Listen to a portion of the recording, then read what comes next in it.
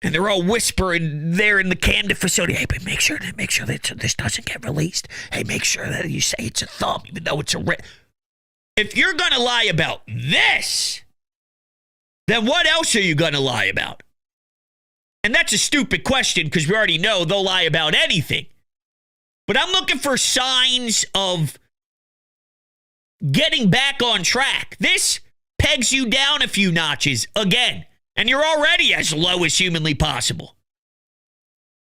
So strike one. Strike two. The other day, The Athletic put out a piece that said league sources tell The Athletic Embiid still has not returned to on-court basketball activities. What are we doing? What are we doing?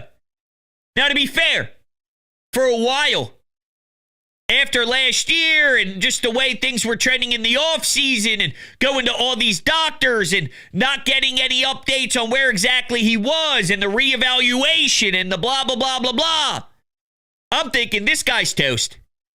He just doesn't have it physically left. There's been a lot of big men that were not able to fulfill their full entire career to the max capability because something goes wrong. Back, feet, you name it. Yao Ming, Bill Walton, the list goes on and on and on and on and on of big men. Maybe that's Embiid. So if I felt strongly about that at the time, then doesn't that correlate with obviously him not being on the floor? Yes. Yes. In a way, yes. But now it's just soaking in because I'm getting hit with it now, and we're back into the raw thinking of, like, for example, I was hoping I was wrong.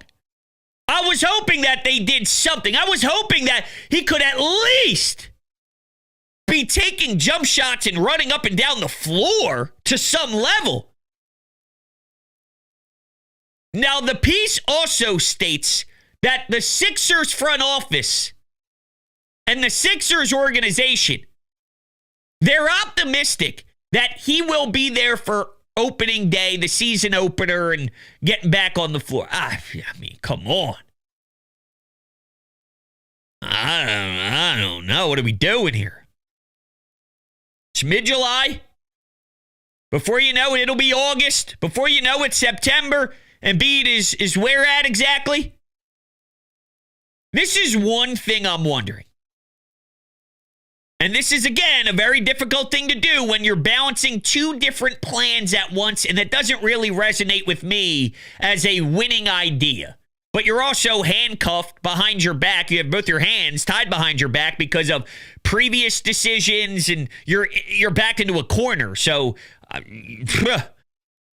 either you just strip it all down and all that, and I'm not even against it, but you're also kind of being set up in a way of the new era of Sixers basketball with some of this youth, so you may already have pieces intact. Is it ideal to strip it down at this point? If you look at McCain, Maxey, and Edgecombe, if you told me after the Embiid era is over, you already have that in place at the workplace with that type of attitude and work ethic, I'd say, holy hell, that's great.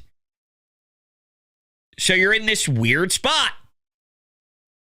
But what if Daryl Morey was going with this philosophy?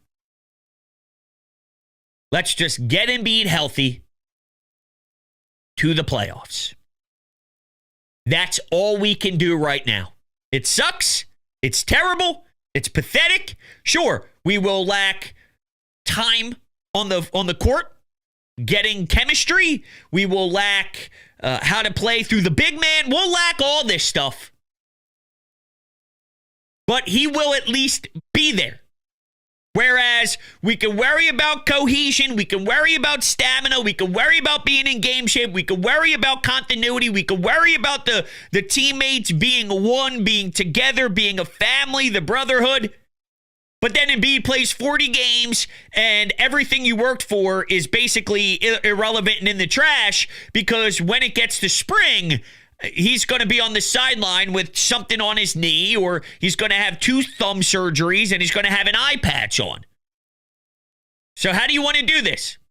I wonder if they're just telling him, don't even worry about it. Just don't. And when we get in, we'll see what can transpire. I wonder if that's their thinking. And if that was their thinking, they'd have to imagine that they lean heavy on Paul George to help get you there. Then you get in with strike three. And strike three is Paul George underwent a surgery on his left knee Monday to treat an injury suffered during a workout. This is unbelievable. Like, again, now I'm at the point where, like, come on, man. Like, come on.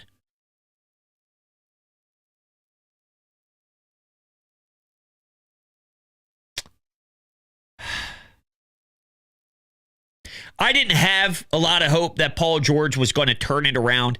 There was a part of me that wondered if last year was the worst version of Paul George possible, though, where it could be improved from last year. Now, he's not going to be 27, okay? He's not going to be 28. He's not going to be pre-injured Paul George.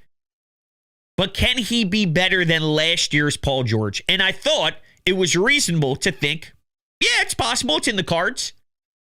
What I needed, though, was a healthy offseason, was a competitive drive to start the campaign. I want to prove the fan base wrong type of energy, which I don't think it's impossible.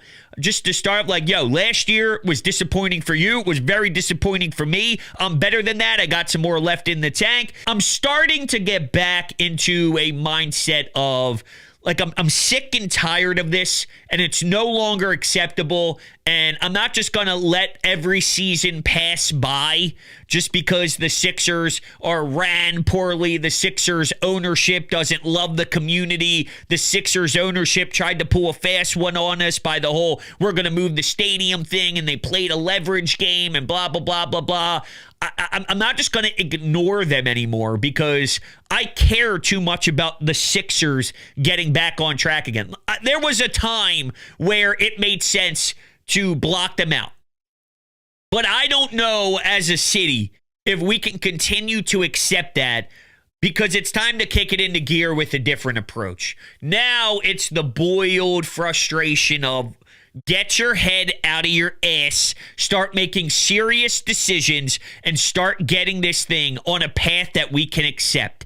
And there are pieces here to make you feel that isn't too far away, but then there are pieces here that are making you seem you are stuck because of Joel Embiid's contract extension, because of where Paul George is at physically and contractually. So you're in a weird spot where there are things that are intriguing and enticing and more probably favorable to you than you would ever imagine in a position like this, but you're also stuck. So if Daryl Morey is the president of basketball ops that the whole league thinks he is, you have to find a way to maneuver.